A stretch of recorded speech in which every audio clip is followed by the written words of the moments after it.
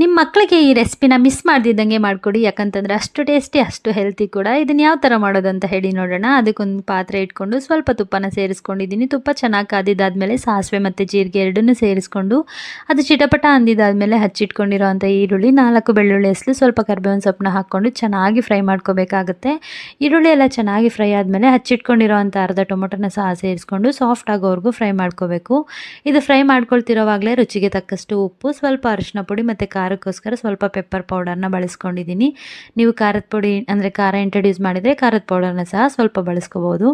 ಇಷ್ಟನ್ನು ಹಾಕಿ ಚೆನ್ನಾಗಿ ಫ್ರೈ ಮಾಡಿಕೊಂಡು ಆಲ್ರೆಡಿ ನೆನೆಸಿಟ್ಕೊಂಡಿರೋವಂಥ ಅವಲಕ್ಕಿನ ಸೇರಿಸ್ಕೋಬೇಕಾಗುತ್ತೆ ನೀರಿನ ಸಮೇತ.